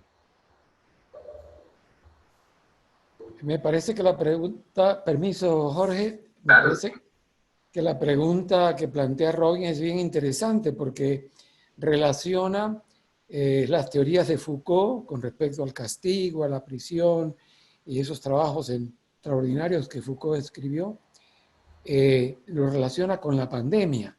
Y él justamente dice una frase bien interesante, dice, desde lo que plantea Foucault, nos enfrentamos a una nueva forma de vigilar y castigar el cuerpo y sus ritualidades. Yo creo que sí, yo diría que sí. Creo que la pandemia ha actualizado unas cosas que ya Camus también señalaba en su novela tantas veces citada, La peste. La pandemia nos ha situado en un constreñimiento del cuerpo. Un constreñimiento que no solo es espacial, separar a los cuerpos, establecer 2 metros de distancia, distanciar a los cuerpos con mascarillas, guantes, con mamelucos para protegernos del contagio, etcétera, sino también nos ha creado esa desconfianza, esa sospecha hacia los otros cuerpos. Llamamos a un ascensor, y si vemos que viene ocupado, lo dejamos pasar, un poco haciéndonos los desentendidos, para poder utilizarlo cuando esté vacío, cuando esté solo. Estos alejamientos son, la pandemia nos está creando estos distanciamientos que son también una forma de castigarnos, ¿no? Pero también el otro aspecto que señalaba Robin, muy, muy interesante, es con respecto a los ritos. La pandemia nos ha obligado a cambiar los ritos presenciales. Hablemos de ritos sencillos como el cumpleaños. Yo que cumplí años recientemente, me encuentro con que en lugar de tener a 10, 15 amigos para celebrar mi cumpleaños, solo vinieron 2, solo pude reunirme con 2, y eso porque era mi hijo y la esposa de mi hijo. Entonces ese tipo de limitaciones también está afectando el ritual, porque no es lo mismo el ritual con 2 personas, que además son de tu familia, que con los amigos, los vecinos. Entonces ese cambio es realmente fundamental. Y a pesar de que se conserven en este tipo de celebración algunos de los símbolos, por ejemplo, tuve una torta maravillosa que me hizo la esposa de mi hijo, Susana, la disfrutamos muchísimo. Para poder compartir ese rito con otros familiares y amigos, tuvimos que hacer un pequeño video y enviárselo a esos amigos y familiares, o hacer videollamadas con los seres queridos que tienes lejano, como es mi caso. Tengo 2 hijos en Chile, otro en Estados Unidos, etc. Y entonces, para hacerlos partícipe, al igual que se hacen los velorios virtuales, tuvimos que hacer un cumpleaños en cierta forma virtual. Entonces, en síntesis, creo que Robin tiene razón al plantear esta preocupación y esta vinculación con los trabajos de Foucault. Muchas gracias, Robin. Bueno, por aquí hay otra intervención que nos hacen, dice María del Carmen Fernández, de México. Dice: felicitaciones a los panelistas. Para Paul, una pregunta sobre el cuerpo digital en el teatro. Creo que Paul ya lo acaba de responder. Y para José Enrique, si la desritualización en un proceso de transformación del mito, que al negarlo lo afirma para desplegarlo. Bueno, gracias a María del Carmen por la pregunta y un saludo muy afectuoso para ella. Ciertamente es un tema muy interesante el estudio del cuerpo en los lenguajes de la literatura. Hice un trabajo reciente sobre el cuerpo en Pedro Páramo, de Juan Rulfo, y el cuerpo en el mito. Pero el cuerpo en el mito, Carmen lo nota muy bien porque ella es especialista en esos temas. El cuerpo en el mito es un campo de análisis que nos enseña mucho sobre la teoría, sobre las semióticas del cuerpo. Yo, por supuesto, en mucho menor medida que Carmen, tuve la oportunidad de estudiar los mitos guayú, que son indígenas que viven en la frontera entre Colombia y Venezuela, en la llamada península de La Guajira. Tengo un libro sobre la mitología guayú, un análisis semiótico, y allí me tocó trabajar un poco con estas representaciones del cuerpo, que son representaciones míticas. ¿Y qué quiero decir con esto? Quiero decir que son tipos, estereotipos. Es decir, sabemos que el mito son, Levi-Strauss decía que el mito es un predecesor del discurso científico, porque el mito trata de explicar fenómenos de la realidad. Por supuesto, el mito es más que eso, pero entre otras cosas, un mito explica fenómenos de la realidad, porque el ser humano no puede permanecer con la angustia de ver un fenómeno que no comprende y no tratar de buscarle una respuesta. De manera que los mitos, en buena parte, son explicaciones del fenómenos de la realidad. Entonces, el estudio del cuerpo, en el caso de los mitos, juega esa suerte de bisagra entre lo que justamente Carmen mencionaba, la negación del cuerpo y la afirmación del cuerpo. Se puede negar el cuerpo físico para convertirlo en el cuerpo simbólico, mítico, que explica ciertos fenómenos. Ahora recuerdo, por ejemplo, un mito que Levi-Strauss recopiló recopiló en sus 4 tomos de mitológicas. Él recopila un mito sudamericano que explica el origen, que se llama el mito de la vagina dentada. Ajá. Un mito que explica que las mujeres tenían una vagina dentada y que era entonces imposible el coito y por lo tanto no había procreación y la especie humana estaba condenada al fracaso, y como digamos, demiurgo de este mito logra romper este impedimento de la relación sexual que permite la procreación del género humano.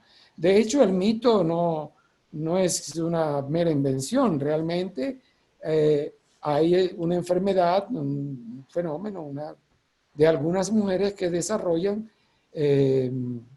una especie de dientes en la vagina que se conoce muy bien. Ahora no recuerdo el nombre técnico, pero se conoce muy bien. Entonces, bueno, en síntesis, para responder a Carmen, o para no responder, hay en el mito esa dualidad del cuerpo físico con el cuerpo que simboliza, más allá de lo físico, niega el cuerpo físico para crear un nuevo cuerpo de dimensión mítica, de explicación. Sí, incluso en ese orden de ideas también podemos pensar un poco esas nuevas corporalidades que habitan nuestro entorno, ¿no? O sea, básicamente negar ese cuerpo físico para entender que hay un cuerpo simbólico en mí. Cuando pues nazco con un sexo masculino, pero me siento mujer, y en ese sentirme mujer hace parte, digámoslo, toda una configuración simbólica, semiótica alrededor de mi experiencia de vida. Y es allí donde el cuerpo logra como poner, interpelar, ¿no? Esas narraciones que hablan sobre nosotros, sobre el otro, pero también como de mí mismo. No sé si Paul quisiera agregar algo más. Sí, bueno, en realidad recoger intervención esta pregunta que aludía a Foucault y conectarla con en realidad la situación de la pandemia que plantea más que nunca lo prescindible que pueden ser los cuerpos. Es decir, plantear el hecho de que estamos en una, digamos, en un panóptico, ¿sí? Y ese panóptico nos está, por las políticas de cada uno de nuestros países, está abocando a que los cuerpos son prescindibles, a que el que un cuerpo muere es tal vez el costo de una falla de la salud pública, y que eso realmente podría no pasar nada. Claro. Y entonces esto es interesante cómo lo plantea, porque en la pregunta estaba armando una idea de poder. Y hoy por hoy, este momento, la pandemia ha develado cómo un capitalismo tardío está marcando o desarrollando políticas de desecho de los cuerpos. Claro. ¿Sí? Y eso es bien, bien, bien necesario decir, porque es decir, la vulnerabilidad no es solo la vulnerabilidad está marcada por todas las políticas que están marcando o haciendo que esa vulnerabilidad exista. Claro. Más allá de que la enfermedad existe, hay una idea de enfermedad que también está construida, ¿sí? Una idea de miedo que también está construido, una idea de vulnerabilidad que también se construye a partir de estas miradas. Esto, Yo ¿no? creo que valdría la pena también que le demos paso a esta voz de ese cuerpo femenino que nos acompaña hoy, la profesora María Nancy, para que también nos cuente un poco, bueno, en últimas, cómo el mito logra transformar estas realidades que nos presenta el cuerpo. ¿Sí? Profesora María Nancy, no nos apague la cámara.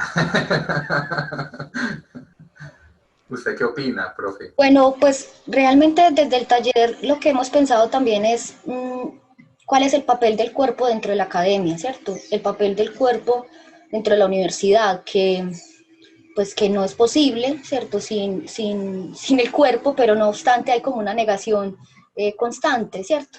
En relación incluso con los maestros, pues, en la Facultad de Educación, que es la facultad pues, en la que trabajo, pues de alguna manera hay como una idea de que hay que domesticar y dominar el cuerpo y de alguna manera también reprimir o contener el deseo del cuerpo.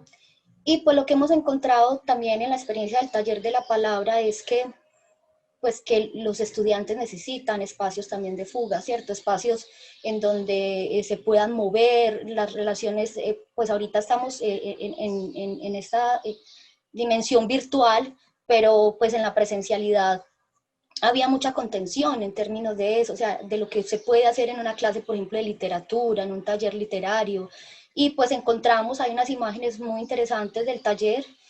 Ahorita pues que les compartamos la programación, ahí van a ver las redes sociales también para que nos visiten, pues que hay otra relación también con eso, ¿cierto? Y que no hay una dicotomía entre la palabra y el cuerpo, sino que no es posible la palabra sin el cuerpo. Y pues en ese sentido entonces, pues a nosotros nos interesa mucho hacer una conexión entre tres espacios, ¿cierto? El habla, el habla científica, desde luego estamos en una universidad, ¿cierto?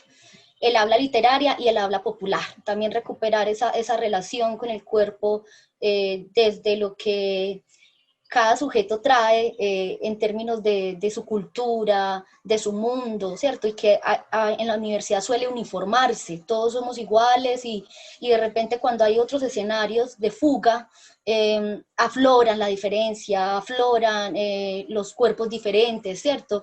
Esos cuerpos que como dice Jean-Luc Nancy, o sea, no son diseños, no, sino que son imperfectos y precisamente por esa imperfección es que son cuerpos vivos y en movimiento. Entonces creo pues que en la universidad es necesario este espacio, un espacio de otra palabra, ¿cierto? De una palabra que no es necesariamente la palabra de la lógica, sino una que se acerca también a la emoción. Y pues en ese sentido creo que está por explorarse bastante, pues como en términos también investigativos, en términos de sistematización, que es lo que ha venido representando esta propuesta en el marco pues, de la Facultad de Educación de la Universidad de Antioquia. Profe, muchas gracias por esa intervención. Seguimos con nuestras preguntas del chat. Dice Ana Cristina Renza, de Cali, nos dice, el cuerpo se aleja en la interacción, se evita el contacto, se aumentan las distancias, el rostro y sus gestos se cubren, pero los ojos y la mirada son fundamentales. Entonces, el contacto visual retoma un papel quizá secundario en muchas interacciones previas a la pandemia. No sé si alguno de nuestros invitados quisiera responderle a la profesora Ana Cristina Renza en estos momentos. Sí, yo creo que de los elementos que está dejando esta pandemia es las resignificaciones gestuales. Como los ojos tienen que también ser maquillados para poder expresar de manera tierna eso que quieren expresar. Entonces, creo que las velaciones digitales, las obras de teatro digitales, todo lo que hemos hablado ahora, están en verdad instalando una nueva forma de entender la realidad, una normalización, entre comillas. Y entonces yo creo que efectivamente el ser humano en su capacidad de humanidad, ¿sí? Está generando formas posibles de sobrevivir. No solamente de una sobrevivencia física, digamos, sino formas posibles de sobrevivir cuando yo no puedo abrazar.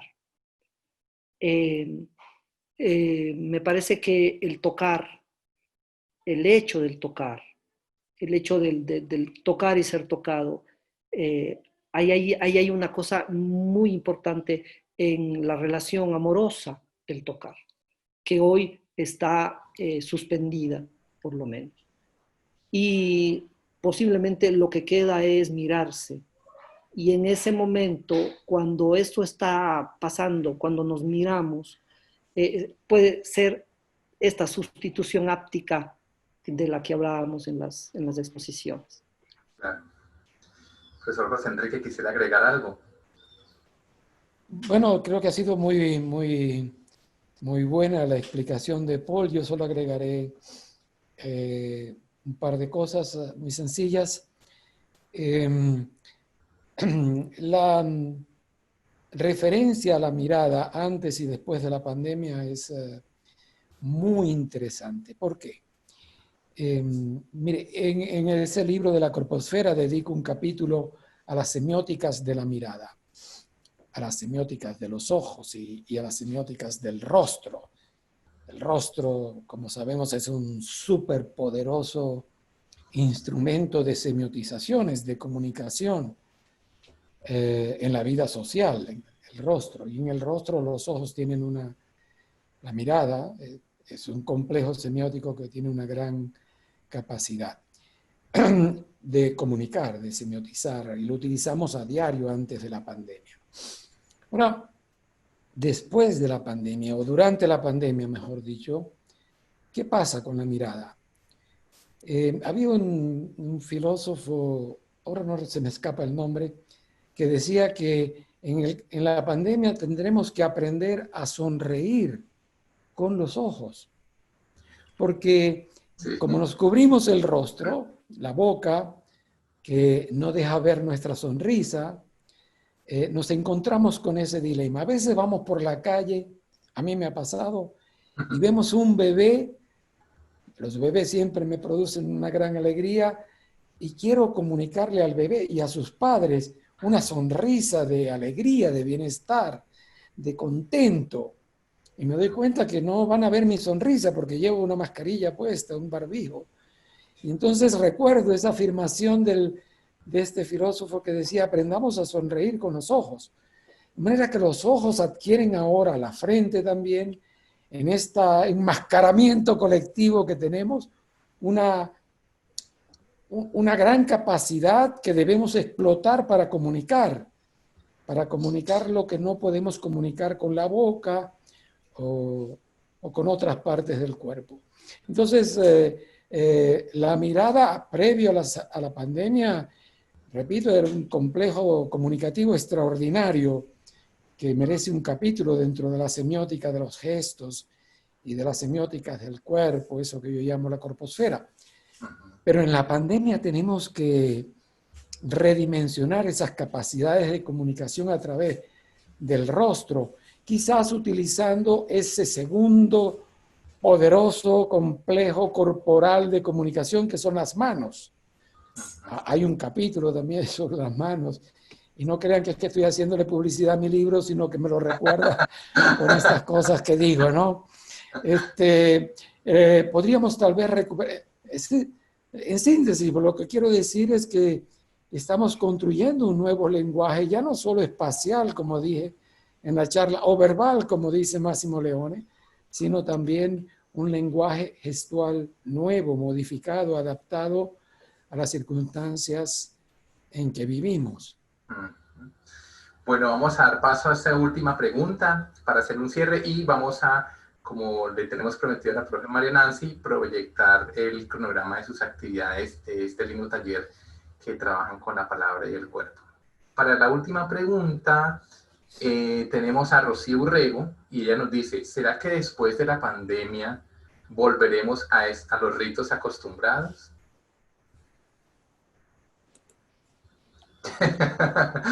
una gran pregunta, ¿no? Una gran pregunta. En este trabajo de investigación que estoy haciendo, ya he avanzado un poquito, ya incluso tengo un pequeño borrador del artículo que espero proponer a alguna revista. Me he planteado esa misma pregunta, esa preocupación que es perfectamente natural. pasada la pandemia vamos a volver a los ritos, ya que hemos visto que en la pandemia los ritos se han debilitado, transformado, o como queramos describirlos, ¿no?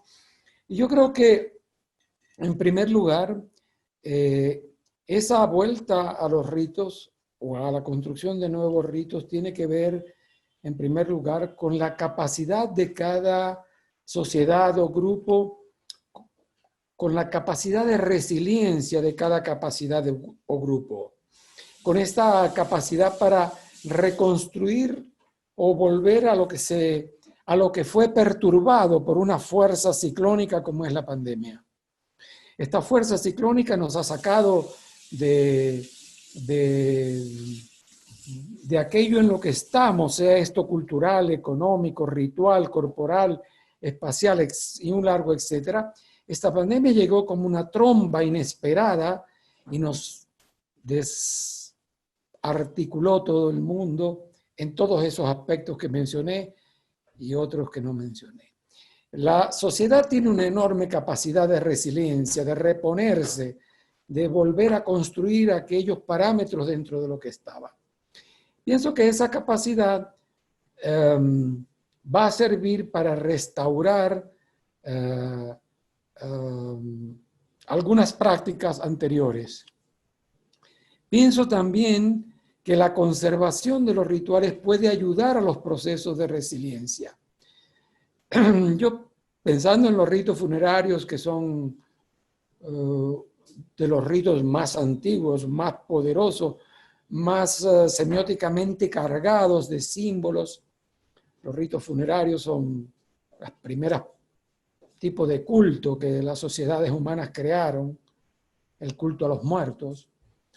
Pienso que vamos a volver a muchas de esas viejas prácticas, pero creo que van a cambiar, a transformarse, como van a cambiar muchos otros aspectos sociales y culturales de la sociedad.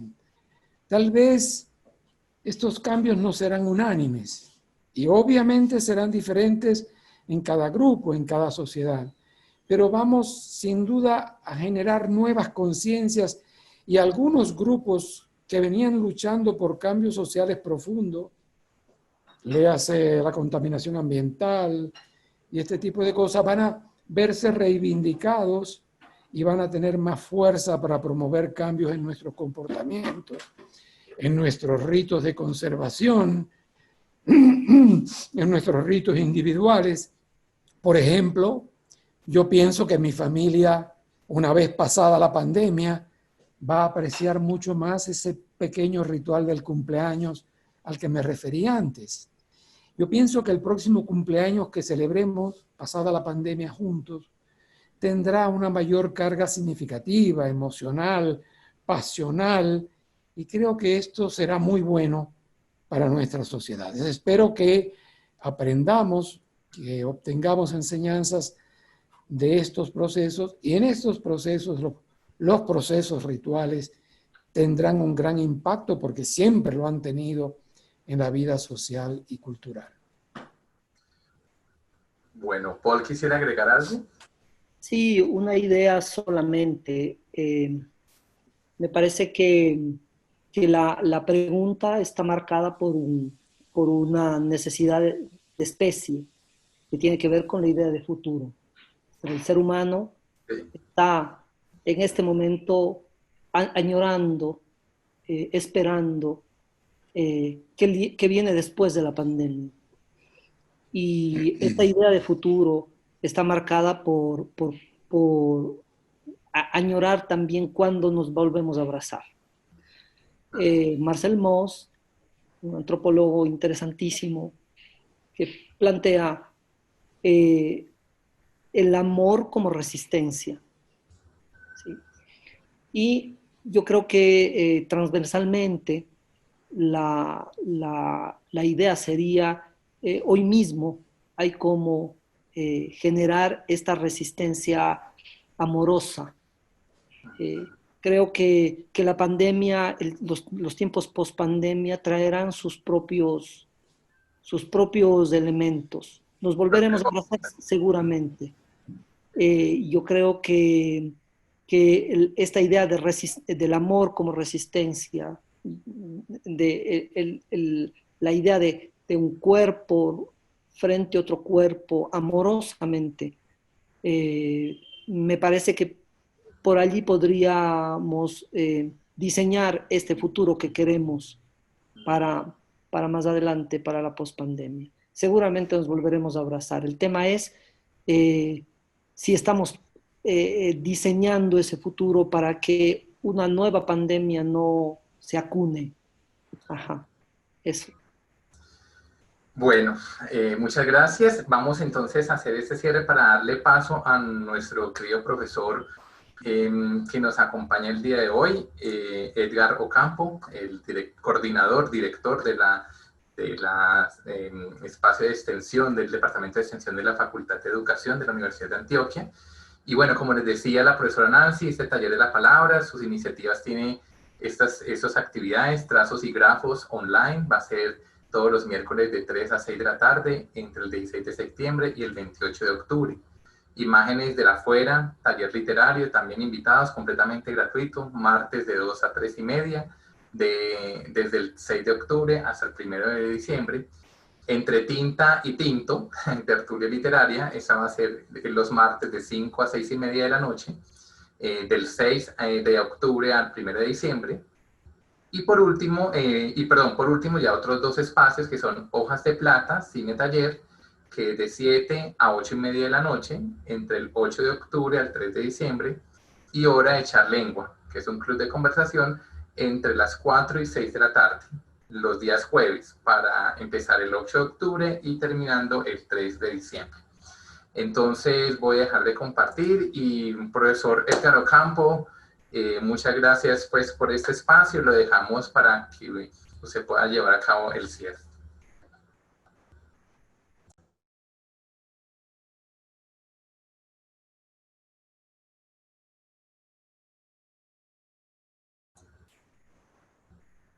¿Será que el profesor Edgar sí nos acompaña o está ocupado? Claro que sí, apreciado Jorge, qué pena que es que estos temas no me había dado todavía paso al micrófono y ya me lo activaron. Bueno, muchísimas gracias Jorge, muchísimas gracias al doctor José Enrique Finol, a Paulo San Martín, a la profesora María Nancy. Estoy muy atento acá de ese ejercicio tan bello que está trabajando ella desde el taller de la palabra. Acá es que lleno de notas, me invitaron a dar unas palabras, pero terminé acá muy juicioso con muchas notas porque este tema es un tema maravilloso, es un tema que nos atraviesa, por obvias razones, tenemos cuerpo, ¿cierto? Habitamos un cuerpo. Entonces, no, Jorge, agradecerte enormemente. Este ciclo ha sido para nosotros desde la facultad un oasis que nos ha refrescado mucho, porque desde que empezábamos esas conversaciones contigo, Jorge, y con la profesora Neila, a quien doy un afectuoso saludo, surgió una pregunta y es, bueno, somos una facultad de educación, nos parece interesantísimo el ciclo, pero ¿qué preguntas surgirán? ¿Cómo así que desde una facultad de educación vamos a participar en la organización de un ciclo de temas? Vamos a hablar de cuerpo, pero entonces vamos a hablar después de pedagogía, de publicidad, y no, convencidísimo, yo creo que tenemos que hacer muchísimos más eventos como estos.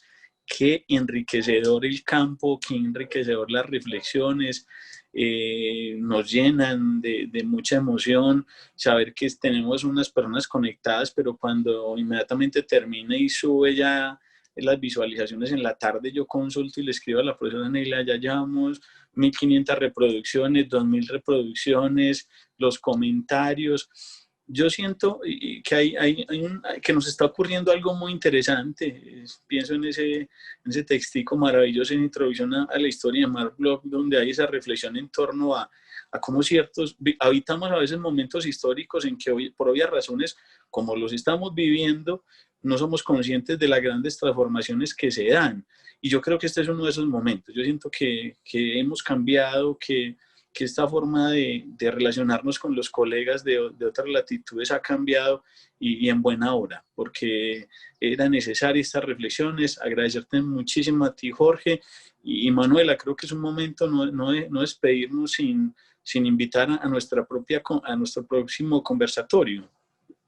Aquí ya está, nuestra próxima conversación número 9, descripciones transmediáticas. Nuestros invitados: José Luis Fernández de la Universidad de Buenos Aires, Argentina; Joan Rodríguez Amat de la Universidad Sheffield Hallam de Inglaterra; y Germán García Orozco del Instituto Departamental de Bellas Artes en Cali, Colombia. Nuestro próximo encuentro el próximo martes 29 de septiembre a esta misma hora, a las 10 de la mañana.